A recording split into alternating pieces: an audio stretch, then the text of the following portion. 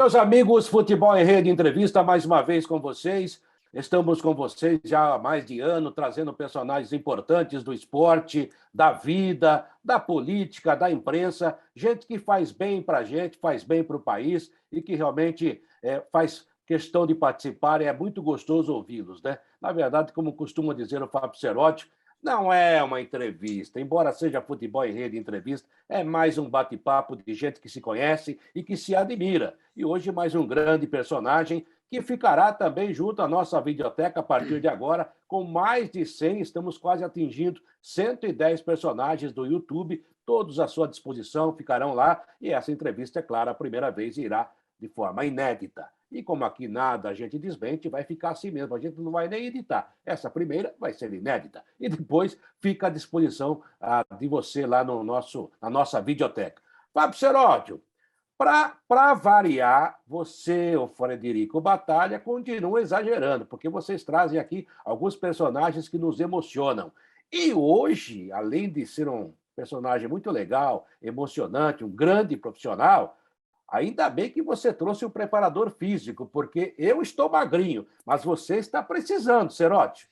Mas não é meu personal trainer dessa vez. Vocês já estão vendo na tela o senhor Francisco Carlos Macedo, é um preparador físico brasileiro que já rodou o mundo. Pra você ter uma ideia, ele já trabalhou no Japão, no Catar, na China, na Turquia, em vários lugares, aliás, em grandes times como Flamengo, Santos.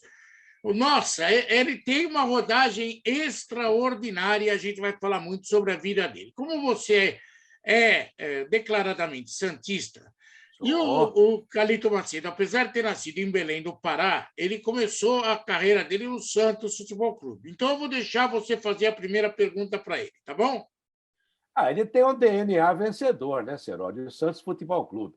O Carlito, que prazer em vê-lo novamente, né? Faz muito tempo que a gente não tromba por aí pessoalmente, mas a internet não facilita. Você é da época que eu entrava em campo ainda, eu, Fábio Seródio, né? Com aqueles fios, né? Tudo bem com você? Obrigado por nos atender. Como é que você está? Não é nem pergunta, eu quero saber como é que está a sua vida. Essa pandemia está acabando, né? Para nós que estamos numa faixa etária mais longa, você nem tanto, né? Eu sou 2, 3 anos mais velho que você, e a gente está chegando aí. Tudo bem, Carlito? Tudo bem, primeiro é um prazer voltar a revê-los, profissionais de alta categoria. Ainda ontem Obrigado. comentei com o Fábio que eu sinto saudades daquela época que existiam repórteres que tinham uma capacidade imensa de entrevistar e fazer perguntas pertinentes ao futebol. Isso faz falta. Eu estava no Vitória da Bahia, até questão de um mês atrás com o Geninho, mas hoje em dia a paciência do dirigente ela é muito pequena com relação aos profissionais brasileiros. Eles têm maiores paciências, às vezes, com treinadores oriundos de fora, às vezes até com menor currículo do que técnicos brasileiros, e permitem que se faça o trabalho. O que aconteceu no Vitória, o time estava em formação, o Geninho montando o time, alguns desentendimentos, aí saímos a questão de 2, 3 semanas atrás. Mas continuamos no futebol, tivemos a pandemia, eu tive um problema o ano passado, onde fui acometido da Covid praticamente no meio do ano e fiquei 3 meses em recuperação desse vírus que assolou o mundo. Mas vida que segue, recuperei, estamos ativa, né? Retornando com tudo, sempre mantendo atualizado, estudando, assistindo bastante futebol, às vezes alguns jogos de boa qualidade, outros de menor qualidade, tanto no Brasil como fora. Não é só no Brasil que se joga o futebol que dizem, às vezes de má qualidade. Não, lá fora também joga, mas faz parte da nossa vida e o futebol é aquela paixão que a gente jamais vai perder, né? Isso está no sangue já há 40 anos e vamos seguindo, né? E estamos aqui para conversar, falar de bola, falar da vida, isso é que é o mais importante. Legal. E vamos já começar a tocar o barco de forma internacional. Eu sei que você tem muita coisa legal para falar no cenário nacional, mas, Calito, você é um cara que rodou o mundo, trabalhou até no Catar, no Al Rayyan, se eu não me engano. É lógico a primeira passagem. Você conhece o Catar muito melhor do que nós, eu nunca na minha vida imaginei sequer ver fotografia do Catar. Eu queria que você falasse um pouquinho sobre o país da Copa do Mundo, sobre aquilo que você conheceu lá, sobre aquilo que você tem de expectativa para a Copa do Mundo que se aproxima, Carlito? Bom, eu peguei o Catar em várias, no seu crescimento. A primeira passagem junto com o Cabralzinho, 93, 94, com o Al Rayyan. Eu não gostei muito, naquele momento, do período que vivi lá. Em 2008, quando saí de Portugal, o Lazzaroni recebeu uma proposta do Catar para dirigir o Qatar Sports Clube. Eu, a princípio, relutei e não queria ir. Mas o Lazzaroni é uma pessoa muito querida, um grande amigo, um irmão, convenceu que eu fosse. Eu falei, vou ficar 1 ano. Acabei ficando 6 diretos. E eu vi o crescimento do Catar. Depois dirigimos a seleção do Catar também. Eu vi o crescimento do Catar. E o Catar de hoje é completamente diferente daquilo que eu vi em 93.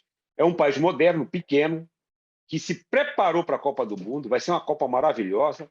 Uma coisa importante neste aspecto de Copa do Mundo.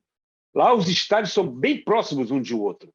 Não existe longas viagens na cobertura. Quem fizer a cobertura da Copa não vai ter dificuldade de locomoção, porque a distância maior para um estádio, de Doha para o estádio de Chamal, será de 40 minutos ou 30 minutos, que tem metrô de superfície, barcos, e as estradas estão bem abertas. Vai ser uma Copa bem legal, que eu acredito que será um sucesso. Num período onde o calor não é mais a constante, né? Uma temperatura bem amena, mas quem for assistir os jogos da Copa é bom levar um agasalho, porque dentro do estádio é muito frio, porque o ar-condicionado é coisa de louco. Carlito Macedo trazendo informações importantíssimas dessa competição, e às vezes eu acho falta disso, viu, Carlito? Porque a gente não conhece tudo, né? Eu acho que o homem vai aprendendo todo dia. Por isso que eu gosto muito da função do repórter, que eu vivi muito tempo, que o repórter é um ignorante inteligente. Né? O ignorante inteligente é aquele que pergunta para aprender. E tem aquele que continua ignorante porque acha que sabe tudo, é autossuficiente. Então a gente não conhece o Catar. Eu estive na região da Arábia Saudita numa época, mas não numa época tão problemática assim, em termos de clima. E você conhece, você viveu lá. E é isso que eu sinto falta. Por exemplo, eu acho também que a CBF deve estar trabalhando isso, ou a própria FIFA. Ou seja, vocês que são profissionais, que conhecem profundamente a situação, porque viveram lá, enfrentaram as situações boas e as ruins lá. Em alguns momentos, algumas pessoas que vão participar da próxima Copa, ou para cobertura, como nós aqui, que talvez a gente vá, talvez não, mas muito jogador, preparador físico, esse pessoal conversa com vocês, busca algum tipo de informação, Carlito? Às vezes eles tentam um contato para que possamos orientá-los nesse aspecto de temperatura, o aspecto de o que levar de material para treinamento. O Catar hoje possui um dos maiores centros de treinamento do mundo, que é a Aspire, o local que deve ter, na época que eu saí lá, que eu treinei a seleção, que foi em 2015, quando eu voltei para o Santos, devia ter uns 20 campos de treinamento, tudo da melhor qualidade, com gramados perfeitas condições, e o período que se jogará a Copa do Mundo é um período onde a temperatura é bem amena, mas à noite entra um ventinho um pouco gelado. E o que eu falei há pouco, com relação a dentro do estádio. Quem for assistir os jogos é bom e preparado, levar agasalho, porque dentro do estádio a coisa fica fria. É um ar-condicionado super forte. Na época que trabalhei lá, já existiam 2 ou 3 estádios com esse aspecto de ar-condicionado. E toda vez que iríamos jogar lá, mesmo com a temperatura alta do lado de fora, dentro do estádio era frio. E a gente levava os agasalhos para não ter nenhuma surpresinha, principalmente essa troca de temperatura. No caso do período da Copa, eu acredito que eles vão equilibrar o aspecto de ar-condicionado do estádio com a temperatura do lado de fora, porque o afluxo de turistas será muito grande. O Catar e Doha, principalmente Doha, onde praticamente vai girar tudo, é uma capital muito bonita, com bastantes atrativos, hotéis maravilhosos, que foram construídos nos últimos 5, 6 anos, 7 anos, e vai ser um momento bom. E a pessoa que for ao Catar vai ter condições nas folgas, ali do ladinho, passear Dubai, tem coisas importantes que podem ser conhecidas e aproveitadas durante esse período que vai da Copa de quase um mês. Agora, vai ser uma Copa do Mundo no mundo muçulmano, com algumas restrições culturais. Você que viveu lá, o que você pode dizer sobre essas restrições culturais? Por exemplo, Eu sei que está tendo uma briga lá para ter cerveja na FanFest lá. Vai ser difícil ter bebida alcoólica na FanFest. O que você pode contar para a gente, Calito? Bom, a bebida ela já existe, né, no mundo árabe. No mundo árabe, que eu digo no Catar. O Catar, ela existe dentro dos grandes hotéis. Dentro dos grandes hotéis e alguns shoppings tem os restaurantes isolados do shopping, onde você pode beber sua cerveja, o seu vinho. Eu morava no condomínio Four Seasons, que era um conjunto de prédios com hotel. Quando eu tinha uma folga, alguma coisa, eu descia na parte de piscina e restaurante do hotel com minha esposa, ali uma cerveja, um chopp não, cerveja, porque chopp é nosso, e vinho. Esta briga da FanFest ela é grande, porque lá não tem costume você beber na rua. E o torcedor, na sua grande maioria, eu já fui em algumas Copas do Mundo, no Japão, eu morava no Japão durante o período da Copa do Mundo. Na Alemanha, quando a Copa foi na Alemanha, eu treinava um time turco que foi fazer pré-temporada durante a Copa do Mundo. E peguei algumas Copas, assim, por estar trabalhando, e eu sei como é que é o negócio da bebida. E no Brasil, que estávamos aqui em 2014, é coisa de maluco, né? E o mundo árabe, nesse aspecto, ele é mais restrito. Eles vão ter que abrir alguma exceção em locais pré-determinados, porque as grandes marcas de cervejas são as maiores patrocinadoras da FIFA, né? Isso é uma coisa que eu não sei até que ponto eles vão conseguir resolver esses problemas. Eu me lembro que em 2006, na Alemanha, a Angela Merkel, que era a ministra lá na época, a primeira-ministra, ela teve uma briga muito dura com a FIFA por causa da cerveja alemã, independente da marca, porque a FIFA queria impor justamente os seus patrocinadores para vender a cerveja, ou coisa que eu valha. E a Merkel ganhou na queda de braço dizendo o seguinte: não, a cerveja na Alemanha é um bem cultural, ela não é só marca. Então, o alemão toma cerveja no café da manhã, sabe, antes do jogo, o jogador toma no vestiário, você deve saber melhor que eu. Então, não é esse negócio de vamos tomar essa ou aquela. Então, e me lembro que na época o Aldo Rebelo, depois em 2014, era o ministro dos esportes aqui no Brasil, e havia uma confusão com a FIFA que não queria deixar as baianas vender acarajé nas cercanias do estádio em Salvador. E você vai a Salvador sem o acarajé das baianas, não é Salvador. Daí eu contei essa história para ele. Não sei até que ponto ajudou, mas ele falou assim: olha, eu vou por esse caminho também. É um bem cultural, isso faz parte da nossa tradição, é o nosso folclore até. Talvez por esse caminho seja difícil, porque lá a cerveja não existe. Agora, você fala uma coisa bem interessante, e você está nos dando uma aula, viu, Carlito? Isso é muito interessante, muito importante também. Há a questão religiosa também, que se deve levar em consideração para quem vai ao Catar. Me parece, você pode dizer isso melhor que qualquer um, né? E nós, por exemplo, que não é tão fechado como em outros países. Mas há a questão religiosa também presente, não é? Sim, a abertura do Catar ela se deu quando o pai do atual emir assumiu em meados da década de 90, e o país foi abrindo, foi crescendo. Hoje, o emir é o Sheikh Tamim, que é o atual proprietário do Paris Saint-Germain, é o presidente do Paris, é aquele presidente executivo. Então, essa abertura de cultural ela foi grande. E quando eu saí do Catar no início de 2015, que eu retornei para o Santos, que havia acabado meu contrato lá, a coisa já era bem mais aberta. Só que tem um detalhe: existe um respeito com a cultura. Não é porque a liberdade é grande no Ocidente que lá pode se fazer tudo que se faz aqui. Então, as pessoas têm que tomar muito cuidado, quem for à Copa do Mundo, e respeitar o aspecto cultural do país. Isso é uma coisa que, desses países que eu passei, que Fábio já citou alguns, a gente procura respeitar.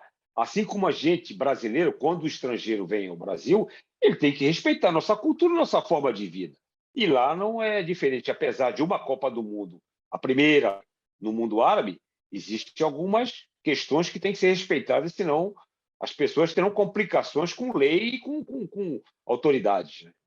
Uma coisinha só rapidinho, viu? A gente aqui brinca muito, né? Papo de amigo mesmo, né, Serode? Isso quer dizer, então, que o Neymar vai estar em casa, porque ele é do PSG, né? Ah, sim, ele é um ídolo, né? garoto propaganda do PSG, tem várias propagandas lá em Doha envolvendo o Neymar. Agora eu já nem sei, tanto que faz já um período que eu voltei de lá e não tive o prazer de retornar, agora, depois de complementada todas as obras da Copa do Mundo. Mas o PSG é um time adorado pelo Qatari, né, que é o povo. Que, na realidade, o Qatar é um país pequeno, onde a maioria dos seus habitantes são estrangeiros. O dobro de habitantes praticamente estrangeiros, né, e que trabalham na formação e no crescimento daquele país, que tem como fonte forte de renda o gás, não o petróleo. O petróleo é o segundo plano. O gás é a fonte maravilhosa de rendimento desse país árabe. Isso é importante. O Neymar, acredito que vai fazer uma grande Copa do Mundo, talvez seja a última Copa dele, e existe essa necessidade de cravar definitivamente o nome dele na seleção brasileira. Ele que é cotado um dos maiores jogadores do mundo, a gente espera isso, que o Brasil faça uma grande campanha e nos dê o prazer e a alegria de ver de novo campeão. Eu, graças a Deus, já vi algumas vezes. De 70 para cá, eu dei sorte. Eu falo com meu filho viu uma vez muito pequenininho e a outra estava comigo dentro do estádio lá no Japão, na finalíssima. E eu quero ver mais vezes o nosso Brasil campeão. É bom para todos os profissionais, treinadores, preparadores, todos os profissionais envolvidos com futebol têm sempre um crescimento quando o Brasil consegue vencer uma Copa do Mundo. Você pode ter certeza que o grande nome do Paris Saint-Germain, para o catariano hoje, chama-se Mbappé. O Neymar anda embaixo. Bom, o Carlito, você rodou o mundo com um monte de personagens interessantes. Os Lazzaroni, Muricy, Cabralzinho. Nossa, você tem um cartel enorme de parceiros no futebol. Mas eu tenho uma curiosidade. Eu queria que você contasse uma curiosidade do relacionamento do Muricy na China com você. Eu adoro o Muricy, amo o Muricy de paixão, mas o Muricy é o chato enganador. Ele faz o tipo durão e todo mundo acha que ele é um verdadeiro crica, mas na verdade ele é um cara engraçado. Ele é um cara com o coração aberto pra caramba, boa gente pra caramba, mas deixa aquela imagem de crica para todo mundo. Como era conviver com Muricy Ramalho na China? Rapaz, eu vou contar um fato que, antecedendo aqui tudo que eu vou te falar. No mês de março, eu e Muricy, nós fomos almoçar com os empresários aí em São Paulo para acertar um contrato com a Vispa Fukuoka. Isso foi eu não esqueço a data, 16 de março de 1998. No dia seguinte, eu saí para fazer umas autenticações de documentos e parei na praia. Tinha uma pelada na praia de uns amigos. Eu parei. E eu jogava essa pelada. Eu parei e fiquei assistindo. Saiu um cara machucado, pedindo para eu entrar. Eu entrei. 5 minutos depois, eu saí com o braço quebrado. O Muricy foi ao... Caiu. Se meter na bola, ficou louco. Mas beleza. Eu falei, não dá, Bugi. Fraturei o húmero, vai demorar de 30 a 40 dias. Passou um tempo. Um dia eu estou indo assistir Brasil e o segundo jogo do Brasil na Copa de 98. Não, o primeiro jogo. Estou indo num local aqui de Santos, ele me liga e fala, estou na China, você precisa vir logo. Eu falei assim, Mugi, eu chamei ele de Mugi, eu ainda estou com o braço um pouco ruim. Ele pegou e falou assim, no telefone, eu não quero saber se teu braço está ruim, está bom, vem com o braço do jeito que está, que eu não aguento mais chinês. Aí eu cheguei na China, Xangai, 10 dias depois, o Muricy estava desesperado, porque o chinês, nós tínhamos um intérprete que falava português de Portugal, que é diferente. E o Muricy desesperado. O Muricy falava uma certa palavra que o sentido era diferente do português de Portugal. Quando eu cheguei falando em inglês, os intérpretes lá falavam inglês. Foi aí que acertou a casa. Mas era uma coisa linda de ver o Muricy com os chineses. Os chineses ainda não tinham a cultura total que tem hoje no futebol. Hoje eles são mais organizados. Naquela época, não. Era complicado, rapaz. Eles tinham cheio de mania e para traduzir isso era difícil. Mas foi uma passagem legal, fomos campeões na China. Aí o Muricy, por motivos familiares, acabou saindo no final de 98 e eles contrataram o Lazzaroni. E eu ia sair também. Eu falei, o Muricy saiu, eu vou sair. eles pediram ao Lazzaroni que eu permanecesse, porque eu estava adaptado, jogadores adaptados ao meu sistema de trabalho, eu tinha boa comunicação com eles, aí continuei. Mas o Muricy é uma coisa impressionante. Aquele durão, aquele cara ranhudo, ranhento, que diga que as pessoas veem em entrevistas, é uma pessoa maravilhosa, ser humano da melhor qualidade, vocês conhecem. Ele no trabalho ele é complicado, mas é uma pessoa fantástica. Agora, Ele é um falso chato. Não, é gente Justamente. maravilhosa. Agora, viu, Carlito, você citou duas pessoas aí, né?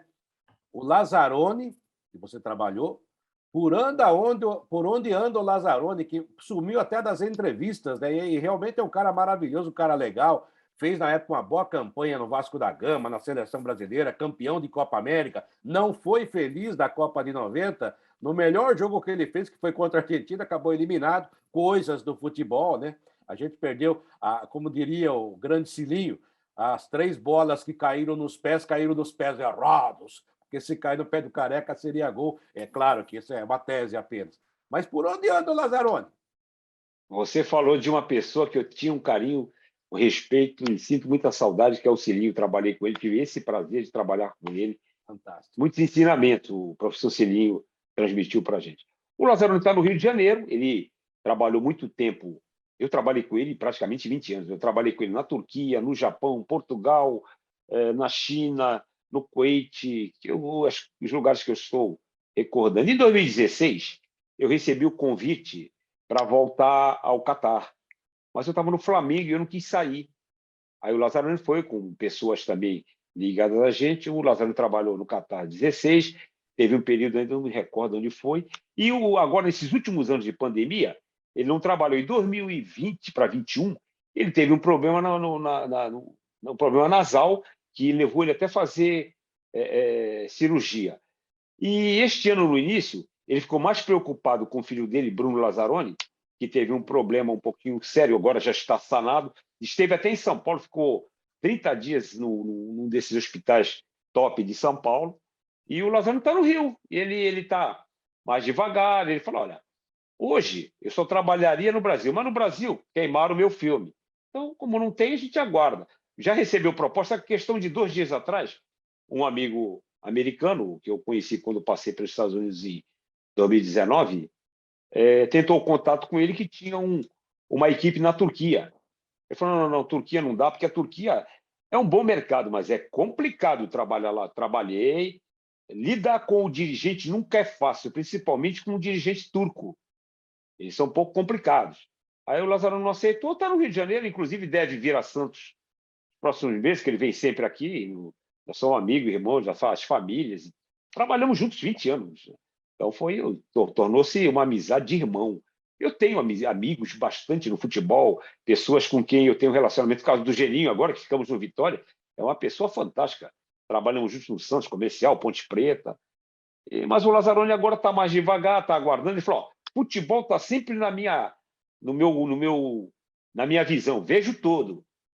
Estou sempre antenado naquilo que acontece no futebol. Mas para trabalhar hoje numa equipe brasileira, ele falou assim: uma equipe até de menor porte, com uma condição boa de trabalhar, a gente vai. Caso contrário, não dá. Ele está aguardando os acontecimentos e curtindo a cidade maravilhosa, o bairro dele lá, o Leme, que é um bairro legal. Nossa. Eu não, eu ainda estou correndo atrás, porque eu acho que eu ainda estou com bastante gás para manter a minha vida profissional em atividade por mais uns 3, 4 anos. Você é um cara fantástico. O mundo do futebol sabe disso. Você começou a contar aqui, o cara que estiver anotando deve estar pensando assim: caramba! O passaporte desse cara tem mais carimbo do que... Você rodou o mundo. Você trabalhou com gente boníssima, no Muricy, Lazzaroni, Geninho. Você trabalhou também com Cabralzinho, Candinho, que eu lembro que você trabalhou com Candinho também. Sabe quem eu peguei? Sabe quem eu peguei um pouco? Pessoa fantástica. Carlos Castilho. Carlos Castilho. Quando eu subi do amador do Santos profissional, eu fui ser auxiliar do Júlio Espinosa.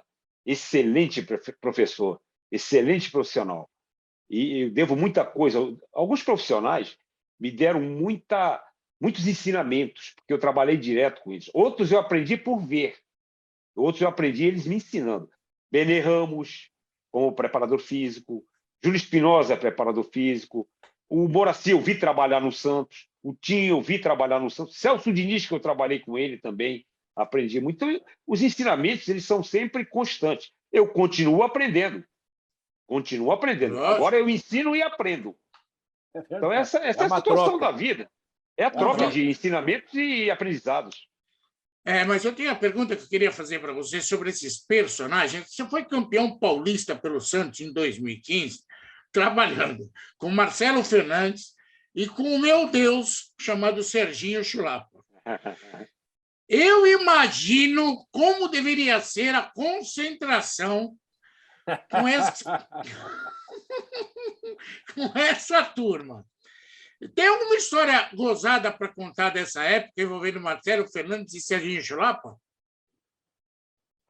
Olha, o que acontecia naquela ocasião, nós somos muito amigos já de longa data. O Marcelo eu conheci de menino. Eu era amigo do pai dele. Arzu, outro que eu conheci de menino. E o Serginho, desculpa, eu fui preparador físico dele 3 vezes.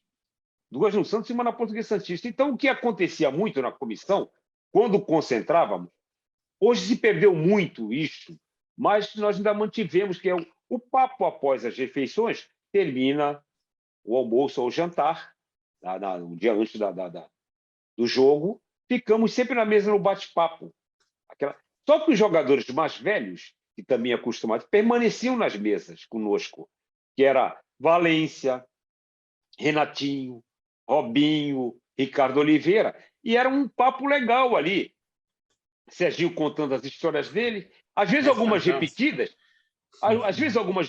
mas que a gente ria da mesma forma como se ele estivesse contando pela primeira vez. É aquele papo, aquele bate-papo, aquele entrosamento que hoje se perdeu muito no futebol, porque o jogador da atualidade, isso eu vi agora na última passagem minha no Vitória, termina as refeições, eles vão tudo para o quarto jogar videogame, então ficar na internet, no telefone, nos computadores.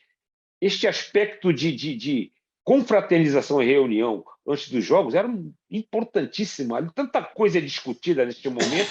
E você está ao lado do Serginho, você sabe que só tem coisa gozada, né, rapaz? Mas foi um período muito bom, fantástico, que fomos campeões ali, paulista. Ali foi meu segundo título paulista, que eu já havia ganho o título paulista junto com o Muricy no São Caetano, o primeiro e único título do São Caetano. Uma pena ter decaído tanto aquela equipe, que era um fantástico, um clube sério da época, e caiu. Mas eu acho que o futebol, hoje em dia, ele está num aspecto completamente diferente daquele vivenciado por todos nós. Hoje não tem mais aquelas entrevistas dentro do campo, aquelas entrevistas dentro do vestiário. Vocês entraram no vestiário, fazer entrevista. Era uma coisa boa, uma coisa gostosa. A interação do atleta com os repórteres era muito grande. Hoje vocês não conseguem mais ver treinos, que é tudo vetado. Antigamente vocês viam treino, davam opinião. Às vezes era importante para nós saber as opiniões dos repórteres e dos comentaristas que ali estavam assistindo os treinamentos. Hoje tudo mudou, a modernização, como eles falam. Eu acho que toda modernização ela é importante, mas nós não podemos esquecer o passado, que também nos traz muitas lições, né? É aquilo que eu falo, né, Carlito? A gente tinha a nossa cultura de fazer e nós importamos muitas coisas, e também coisas ótimas, coisas boas. Na nossa época, havia menos repórteres, é claro. Hoje todo mundo é repórter, né? O cara pega um celular, vira repórter, faz um programa. Eu acho que a internet é uma coisa maravilhosa.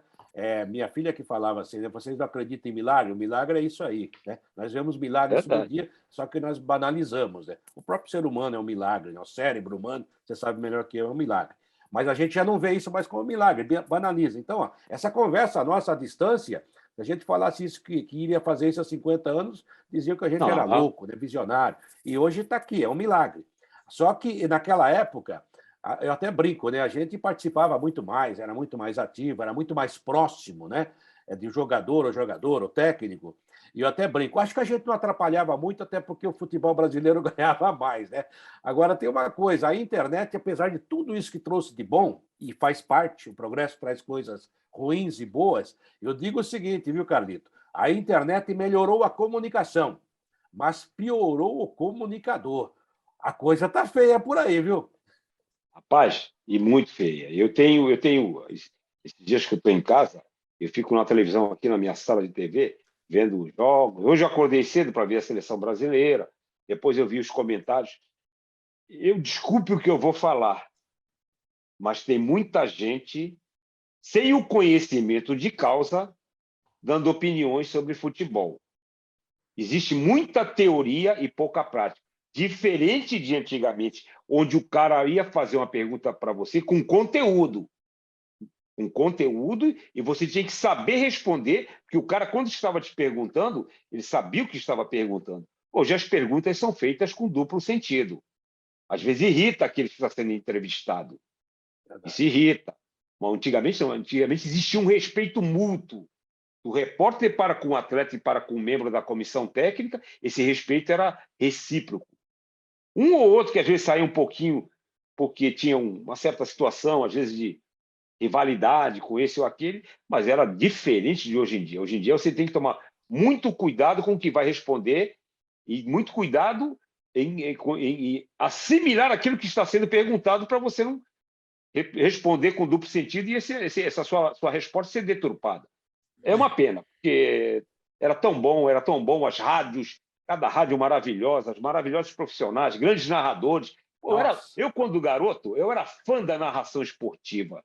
Eu ia para o estádio com um radinho de pilha para escutar Fiore Gilhote, Pedro Luiz, Osmar Santos depois. Pô, cada narrador, cada repórter, coisa linda de ver.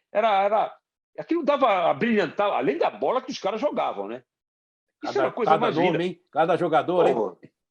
Cada jogador, comentaristas fantásticos, os caras comentavam de uma maneira. E o pessoal, o repórter, eu peguei vocês todos aí, eu cheguei a pegar o Faustão como repórter de campo, outros, Jovem Pan, coisa gostosa, que fazia o futebol ficar lindo. Mudou tudo. Não é que eu seja saudosista, porque eu venho de uma geração, quando eu fui pela primeira vez ao estádio, eu vi aquele time do Santos jogar. Na década de 60, eu garotinho, meu pai me levou e tal, fui ver aquele time do Santos. E as coisas foram mudando. Eu não sei se a modernidade era perfeita, melhorou tudo, como você acabou de falar, quarta-feira. Mas algumas situações que a gente vivenciava naquela época, eu garoto e às vezes depois como profissional, a gente perdeu aquela situação que era tão boa, tão gostosa, aquele romantismo do futebol. Mas vamos acompanhar os acontecimentos atuais e a forma com que se trabalha hoje em dia. Mas que a saudade bate. Eu até em cima do que você está falando, né? Porque aqueles que estão acompanhando a gente, pensar que é só saudosismo, não, é uma questão de ponto de referência. Antigamente, a gente trabalhava com amor por aquilo que a gente faz. E a gente tinha relação humana. Muitas das vezes, a notícia era a notícia, não o sujeito que estava sendo noticiado. É uma diferença muito grande. Hoje em dia, tudo é notícia desde que se consiga page views, visualizações. Virou uma pandemia dentro da informação. E aí perdeu um pouco daquela característica que o Calito está lembrando, que a gente está falando, que é ter relação humana. Eu de criancinha, pequenininho, conheci o Serginho Chulapa. Eu, de criança, conheci um monte de cara, Zico. Você conversa com essas pessoas, você convive com essas pessoas, e nem tudo que essas pessoas fazem é notícia. No nosso dia a dia acontecem coisas. O cara foi no banheiro, coisa boba. E as pessoas confundem hoje em dia coisas bobas com notícia. E aí deturpa a relação entre as partes. É uma maneira simples de fazer você entender o que acontece hoje em dia.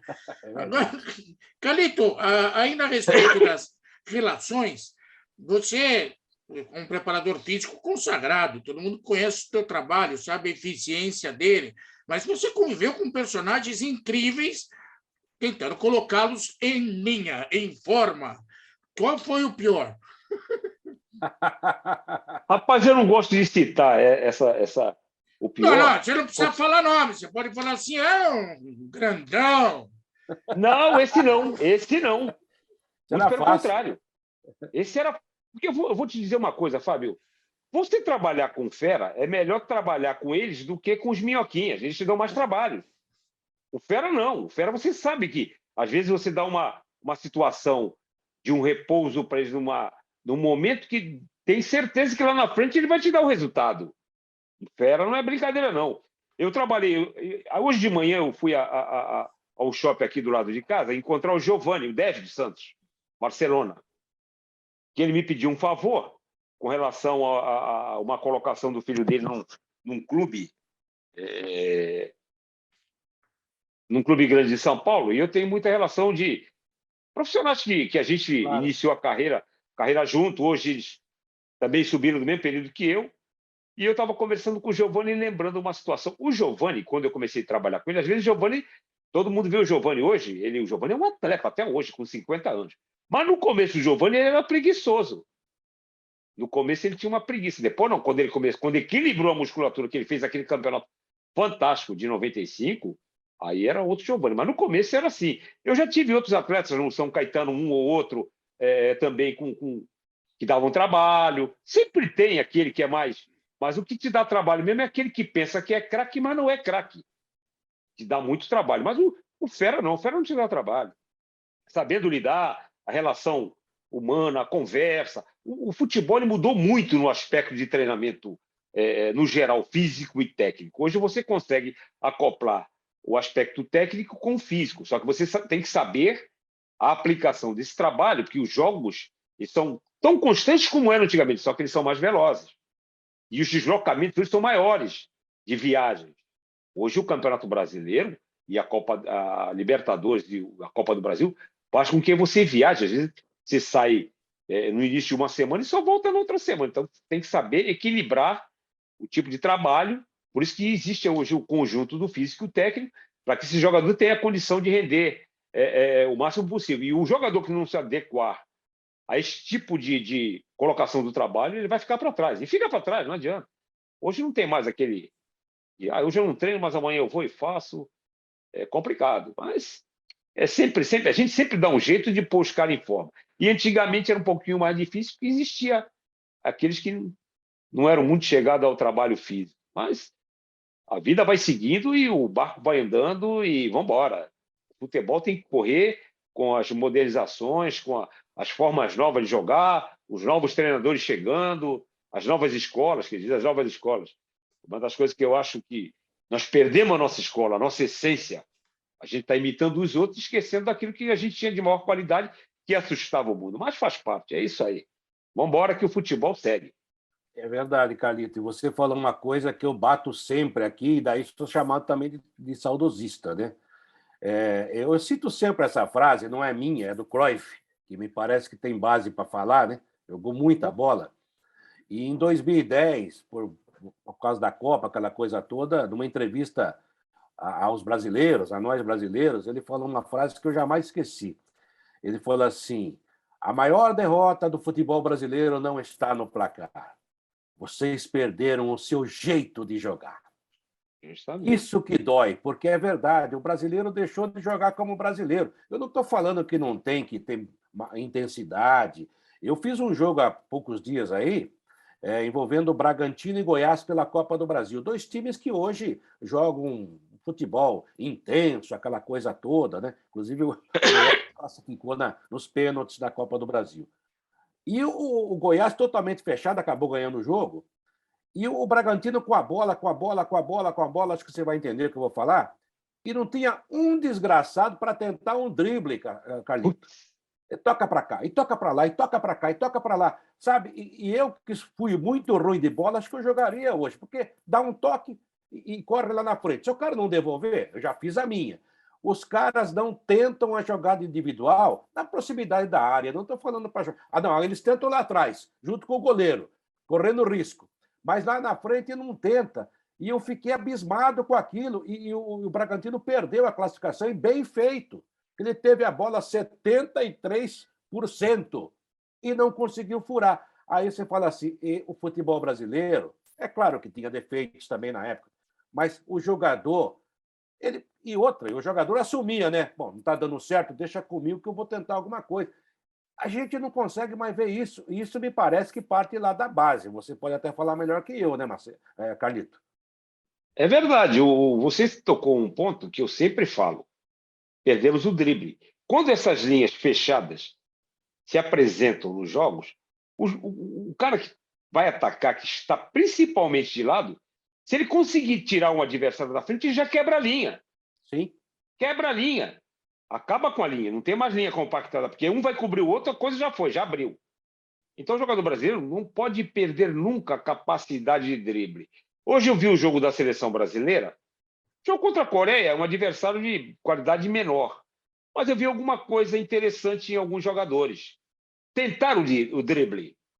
O garoto que está jogando pela direita, o Rafinha, tenta o drible. O Vinícius é um hoje, Vinícius Júnior, que quando eu passei pelo Flamengo, ele era garotinho, muitas vezes até treinou conosco ali, mas o Muricy tirava porque ele ainda era muito menino e podia machucar. Esses jogadores brasileiros da nova geração que estão tentando o drible vão acabar fazendo a diferença em situações quando se apresentar essas linhas fechadas, que todo mundo joga com linha fechada. Eu vejo, o time X teve 80% de posse de bola, outro teve 20%, mas ganhou o jogo, porque ousa. E quem fica com essa bola, toca para lá, toca para cá, uma hora vai errar. Sim. Uma hora erra. E o que está fechadinho, atento, consegue um contragolpe e encaixa o gol. Mas se você jogar com ousadia, tudo bem que você tem que marcar, tem que fechar as linhas, mas na hora que estiver lá na frente, estiver no mano a mano, parte para o drible e tenta, porque a coisa, se conseguir driblar, abre a linha. Você falou corretamente, ninguém dribla mais. Eu acho que essa CBF Academy anda ensinando muito a jogar botão e não futebol. O jogo de botão, que as peças eram estanques, e você tinha que tocar uma bola para o outro, botar um para o outro botão, chutar no gol. E os caras estão exagerando nisso. Tem que mudar a apostila. Agora, Calito, eu ainda lembro de você, pé da vida, em 95, na decisão contra o Botafogo. Você já engoliu? Tem jeito, não tem como engolir. Eu vou falar uma coisa para você. Hoje, na mesa lá no café com o Giovanni e alguns amigos, nós estávamos comentando que se tivesse o VAR naquela ocasião, nenhum dos 2 gols do empate seria válido. Sim. O primeiro, Túlio impedido. Nós não vimos que naquela época o banco do Pacaembu era baixo. Lembra que era baixo? E o nosso gol, o Marquinhos Capixaba deu um tapa na bola e o Marcelo fez o gol, Marcelo Passos.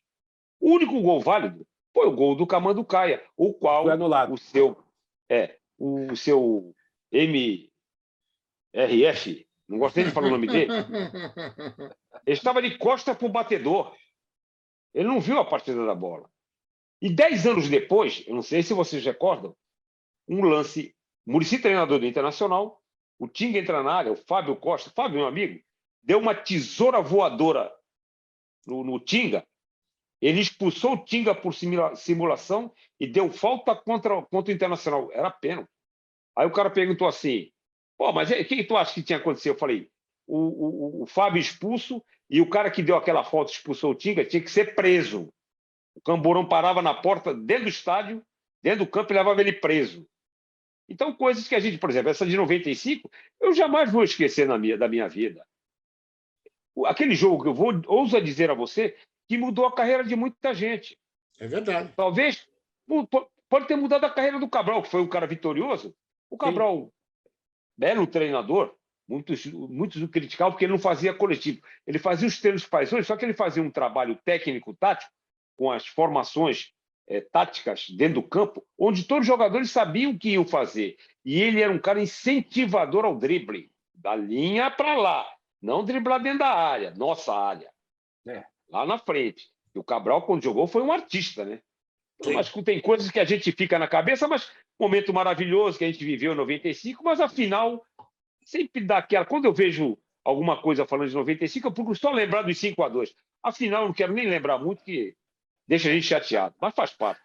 E eu, como santista, então, aquela ferida está aberta até hoje. Eu já conversei depois com o Márcio Rezende Freitas, né? Ele virou comentarista, aquela coisa toda, agora não sei o que está fazendo da vida, tentou ser político, né? Talvez fosse o caminho melhor, né? Porque daí dá para fazer um acordo melhor, sei lá. Dizem que ele não gostava de futebol, mas gostava de bola, né? Mas tudo bem. Agora, não dá para entender, né? Mas você falou, o jogo que marcante mesmo foi aquele 5-2, o reverter contra o Fluminense. E naquele jogo, o time ficou eu estava cobrindo pela Jovem Pan, aliás, cobri todos os 2 jogos, né? E sofri também, como santista. E naquele jogo, o time, no intervalo, ficou no campo, né? Daí as coisas começam a aparecer. O Cabralzinho, eu acho um treinador extraordinário, depois até gostaria de falar sobre ele com você, que eu acho que ele também, a exemplo do Lazzaroni, se desencantou com o futebol brasileiro, com as críticas injustas, né? E não quis nem saber mais trabalhar aqui. E você falou mais uma coisa que é bom reconhecer. O Cabralzinho jogou no Palmeiras numa época que o Palmeiras tinha só o Ademir da Guia, né? Era duro jogar, viu? E ele jogava demais. Começou. Jogava demais. Não ia jogar ou ia jogar muito pouco. Então ele foi um grande jogador. Teve aquele problema que ele fez um gol, os caras pularam nas costas dele, quase que arrebentaram a coluna do cara. Então ele tem uma história magnífica no futebol e era um treinador extraordinário. E na época se falava assim, não, a comissão técnica do Santos teve ideia. Você foi um daqueles que tiveram a ideia de ficar no gramado, Carlito Macedo? Não. Essa ideia não foi nossa. Essa ideia ela nasceu um dia anterior, no jantar de... O que aconteceu foi o seguinte, nós treinamos na sexta, o jogo do Santos foi na quinta, no Rio, perdemos de 4-1.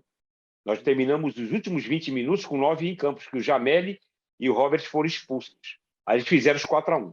Na sexta, nós treinamos no Pacaembu, o grupo que não jogou, que nós levamos o elenco inteiro para São Paulo. Nós voltamos do Rio para São Paulo. O grupo que jogou ficou fazendo hidroterapia no hotel.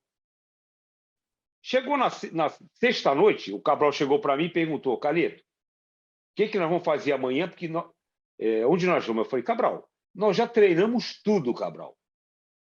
Nós não vamos nem para o campo. Sabe o que nós vamos fazer? Nós vamos fazer uma caminhada no Ibirapuera. Já estava aquele agito, o Pelé havia estado no almoço, incentivando todo mundo, estava todo mundo triste. Mas quando o Pelé chegou, parece que aquele astral do rei levantou todo mundo. E no jantar, eu percebi todo mundo já mais solto, conversando, brincando. Falei, Cabral, não vamos para o campo, vamos deixar a rapaziada tranquila. A gente acorda às 9 horas e vai dar uma caminhada no Parque do Ibirapuera. Caminhar com o elenco inteiro.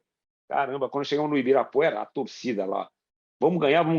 Chegou à noite, no jantar, estava na mesa Giovanni, Jameli, Robert, a galera toda dos principais. Eles me chamaram e falaram, o Galo foi o que deu o início a essa conversa.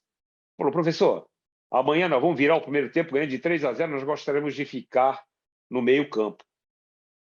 Falei, tudo bem, tudo é perfeito, mas eu preciso falar com o Cabral, porque nós temos que criar a estrutura de levar o reidratante, que é o Gatorade, aquelas coisas todas, levar a água, a fruta, para vocês recomporem as energias. Aí falei com o Cabral, não tem problema. Já deixaram tudo ali embaixo do túnel, na hora que terminou. Isso aí foi programado um dia antes por eles, pelos próprios jogadores. A comissão técnica somente avalizou o fato. Não foi a criação nossa. Todo mundo diz, mas não foi, não. E tem que se dar o crédito a quem criou essa situação, que foram os jogadores capitaneados pelo Galo, que era o capitão do time. Né? Foi um momento bonito, um momento fantástico. Situações de 95 eu jamais irei esquecer. Aquele ano, uma rede de televisão do Brasil tinha um prêmio chamado Charles Miller. Naquele jogo me deu esse prêmio. Eu ganhei esse prêmio como melhor preparador da temporada. Então, são situações, esta do meio-campo, a virada, a festa do vestiário, a festa da chegada em Santos, foi uma coisa linda. Afinal, a gente... Porque, na realidade, a operação começou no Rio de Janeiro, não sei se você recorda. 2 vezes o Giovanni ia sair na cara do gol, o bandeirinha deu impedimento.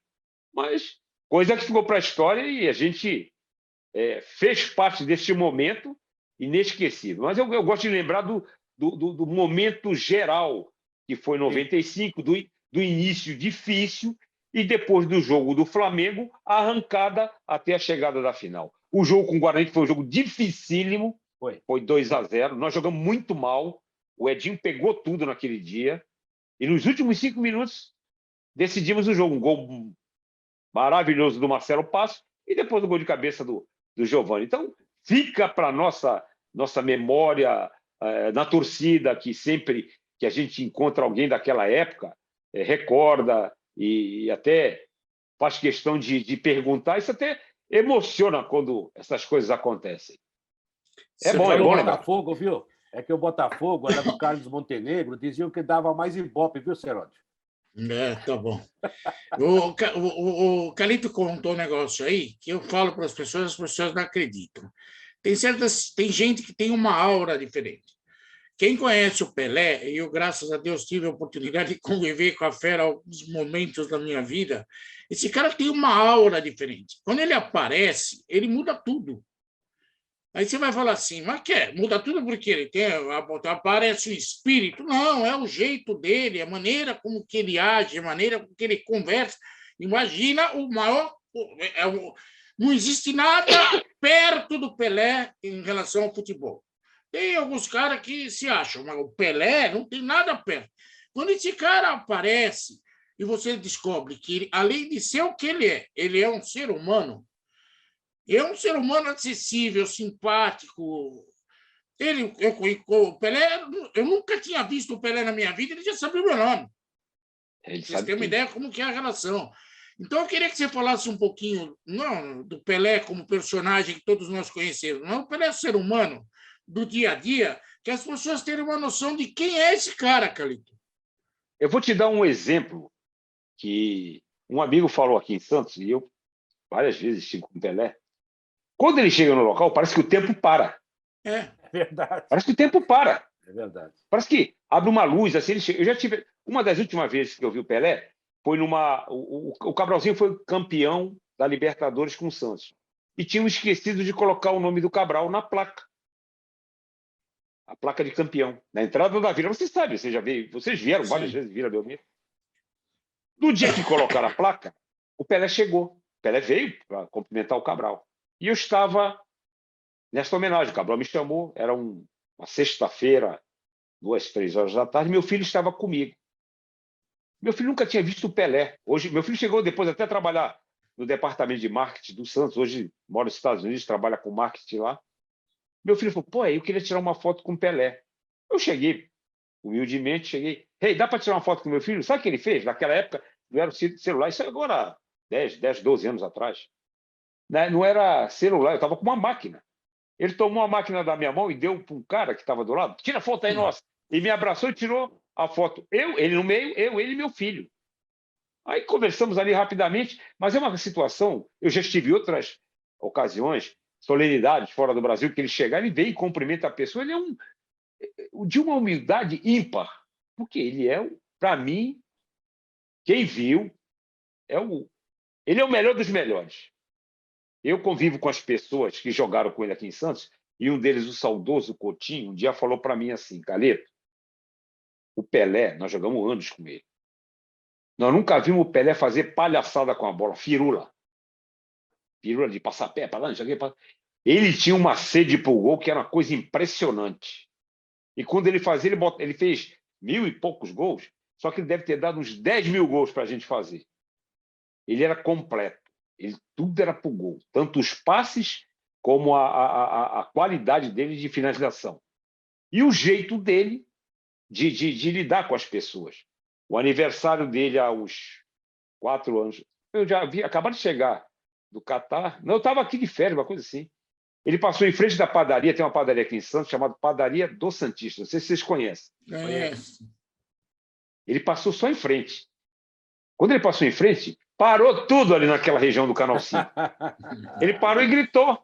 Aí todo mundo saiu na frente, parou o trânsito, parou tudo, e ele passou. Então é uma pessoa que parece que o tempo para quando ele chega. É uma pena que ele está sofrendo agora com alguns problemas de saúde, mas ele devia ser eterno. Aquele filme é verdade. Pelé é eterno, esse homem devia ser eterno, para que todos os amantes do futebol pudessem reverenciá-lo sempre. É uma coisa linda, linda, linda. Eu vejo sempre aqui no YouTube, às vezes eu estou aqui sozinho em casa, vamos ver um pouquinho do Pelé, para relembrar. E fico vendo, é coisa só Deus explica aí, não tem condições a gente saber essa explicação. Maravilhoso. É indiscutível, né? É uma referência eterna, né? Agora, para você ter uma ideia, o São Paulo Futebol Clube fez um evento no Morumbi, meio em Copa do Mundo, ou antes ou depois da Copa, e que contrataram o Pelé para ir lá fazer os eventos, né, de uma semana. Aí depois eu conversei com o João Paulo de Jesus Lopes, que era diretor de futebol na época.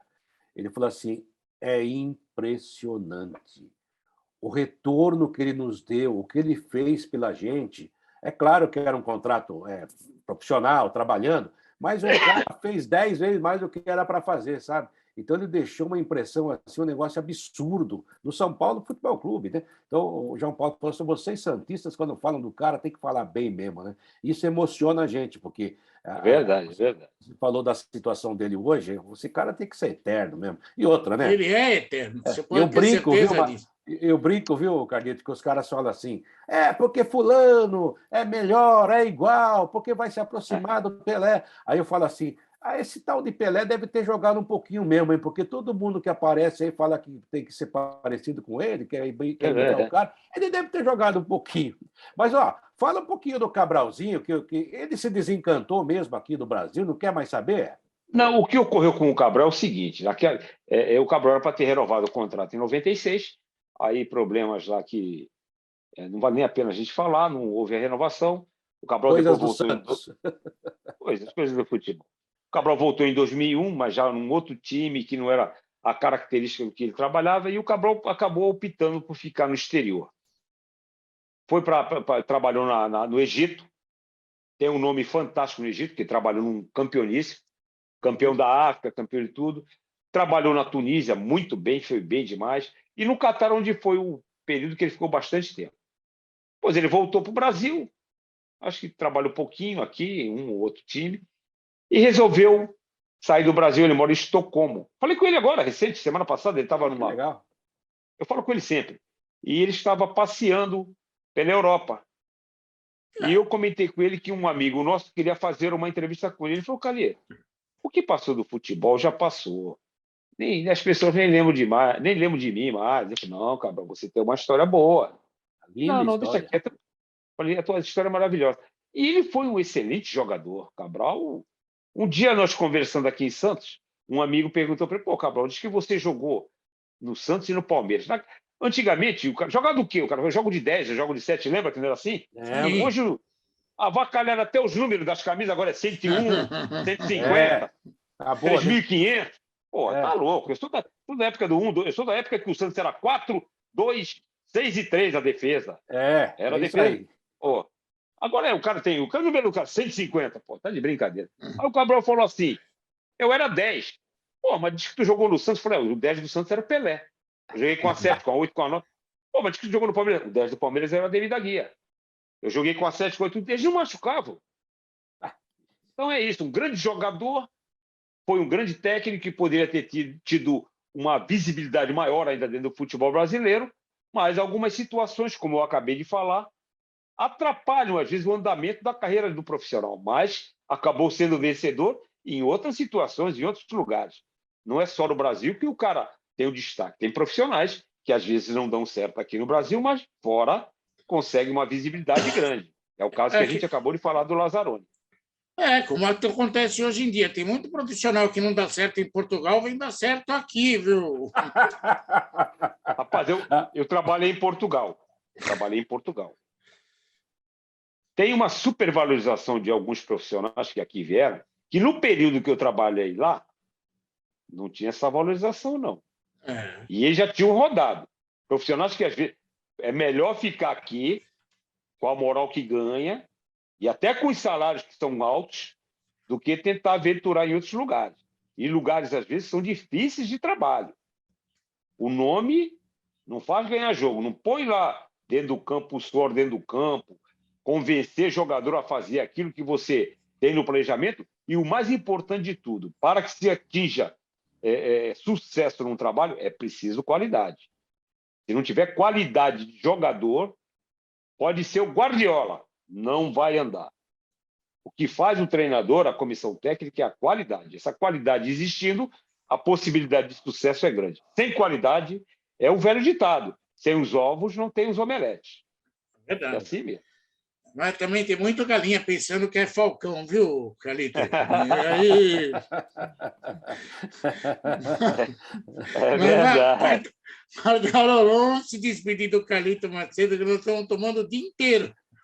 Não, a isso é verdade, viu, Carlito? Eu tenho tantas perguntas para te fazer ainda, mas o programa está acabando, infelizmente, mas você logo voltará, Carlito Se Deus Macedo, quiser. edição 2, porque você tem histórias maravilhosas para contar, né? E se vê o Geninho por aí, mande um abraço, que é um amigo Estarei incomensurável. com ele amanhã.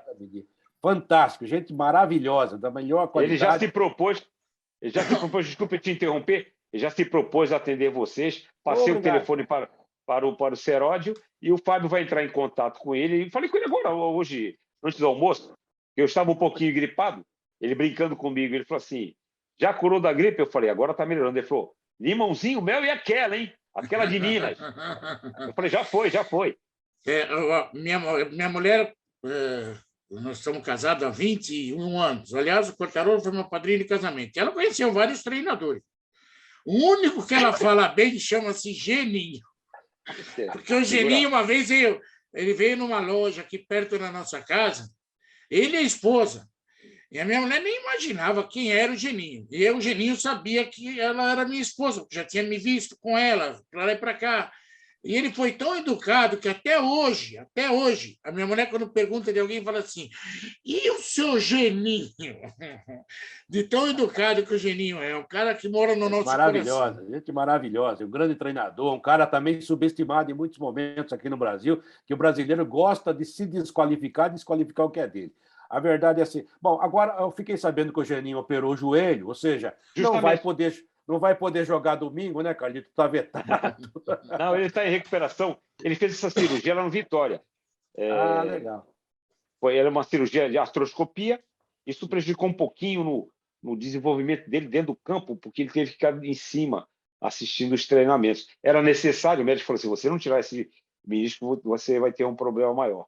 Só que na hora da recuperação, ele não fez era direito. Agora não, agora ele está fazendo em Santos, tá legal. Até recusou umas 2 propostas aí, porque aí falando: deixa eu ficar direito, a gente volta. Pouco antes de sair do Vitória, nós tínhamos recusado o Náutico, que veio em cima do Geninho. O Geninho falou: pô, nós já trabalhamos no Náutico, eu trabalhei no Náutico com o Muricy. Ele não trabalhou depois de mim. Eu fui campeão no Náutico. Eu saí do Náutico quando eu fui para o Japão, que o Lazzaroni me tirou do Náutico. Mas quando vocês foram campeões do Náutico, eu era o repórter. Foi o Náutico e Santa Cruz no jogo. Foi na final, é verdade. Eu sei disso. Ainda me fizeram entrevistar o tal do Tubarão, que jogava no Náutico, lembra? É verdade. 40 minutos entrevistando o Tubarão, aí o Tubarão falou assim para mim: Seródio, tá vendo aquele ônibus caindo aos pedaços? Eu olhei e tinha um ônibus bem na porta do estádio, foi na rua da final. Eu olhei e falei: nossa, que é aquilo? Ele falou: é o ônibus do time. Eu falei: meu Deus! Tiago Tubarão, você entrevistou. Tiago Tubarão. Isso foi 2002, né, Seródio? Foi no ano da Copa 2001. Não. Fui no campeonato 2002. 2002. Foi um. Você foi na outra final. Porque o Náutico foi bi. Final. O Náutico foi bi, tá certo. 2001 eu estava, 2002 já não estava mais. Eu estava, mas o Tiago Tubarão ainda estava, o Muricy ainda estava. Eles brincam comigo, o pessoal lá de Pernambuco, fala assim: Carlito veio aqui, foi campeão, vazou para o Japão. Eu falei: não foi fazer para o Japão.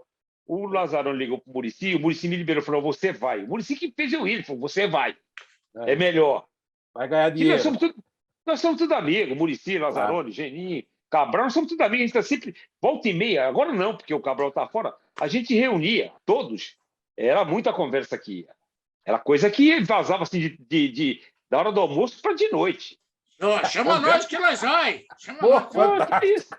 Eu falava isso, viu, Carlito? Na Jovem Pan, acabava o programa, a gente ia almoçar. A melhor hora da Jovem Pan era o almoço. Era fantástico. Mas, de qualquer maneira, vale a pena, né?